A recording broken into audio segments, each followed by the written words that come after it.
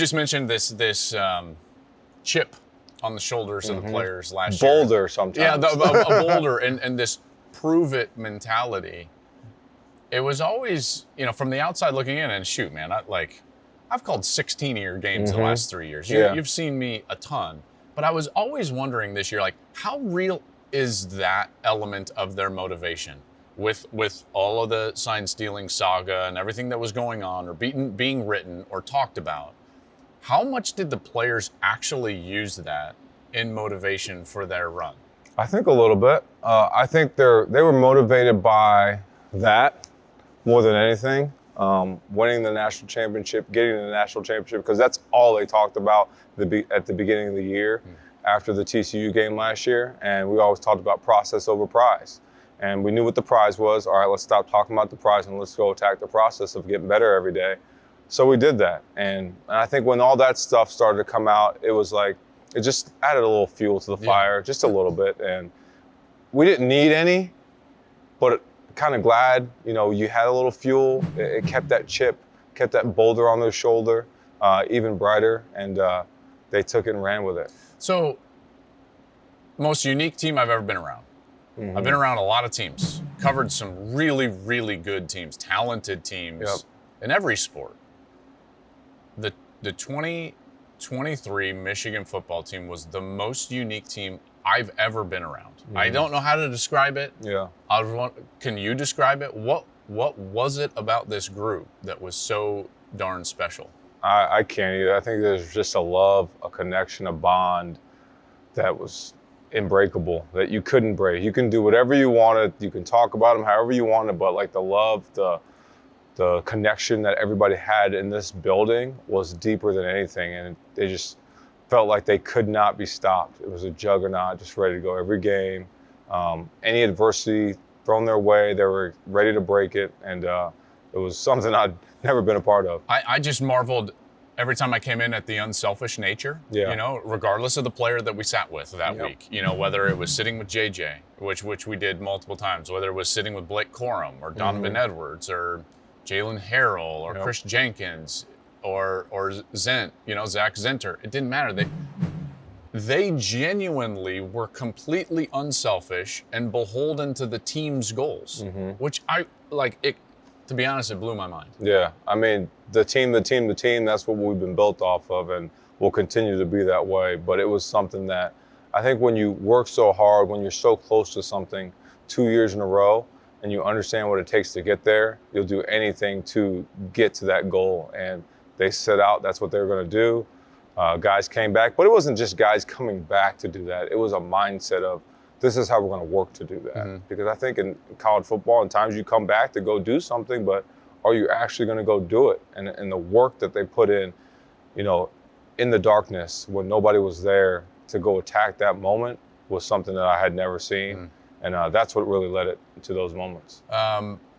The run late, Rose Bowl, epic Rose Bowl game. Yeah. I mean, my goodness, what a great game. And then kind of what I would categorize as the prototypical Michigan victory over Washington. It was just you were going to wear them down and wear them down, and wear them down, and then wear them down some more. The CFP run, what was that like internally? Something I'd never been a part of.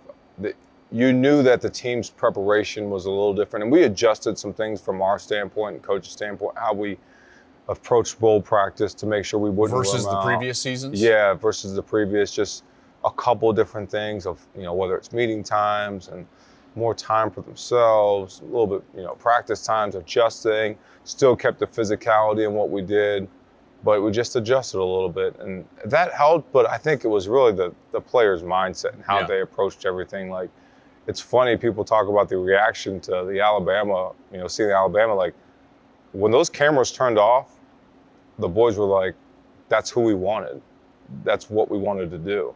And we wanted, to be the best. They always said, you got to beat the best. And they've been the king of the hill for a long time. Yeah. I know Georgia has won 2 national championships, but Nick had 6 of them. So you knew if you wanted to get to the top, you had to face a team like that to get there. And they were excited for that game and ready, and the preparation that they had throughout that month was super special. I mean, I'd be in the office at 10 o'clock and I'd see guys in the film room watching film, doing this, watching cut-ups, texting me at night, hey, coach, what about this look? What about this look? What are we doing here? And it was something that I'd never seen. All that's well and good, especially, you can talk about prep, you can talk about mindset, you can talk about culture, but when it has to manifest and you're down and there's under 4 minutes to go and it's 20-13 and you've got to drive on the Bama defense just to tie the game up.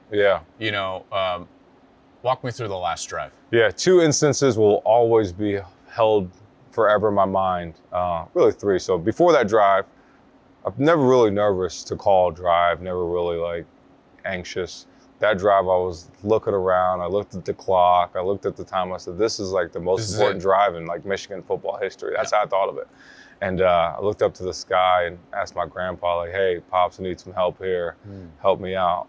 Love you. And I never forget, I was walking and all the linemen strapping their helmets on, and JJ comes up to me and said, hey, Pops, we got you.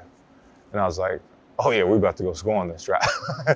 And we had been we've been moving the ball a little bit, but not as much. And that drive, we went down and scored it in the 4th and 2 call. So we ran it, had a play action on 3rd and 2 with Orgy in the game. It didn't work out. They had it covered, and it was 4th and 2, and I knew Coach was going to say, go for it.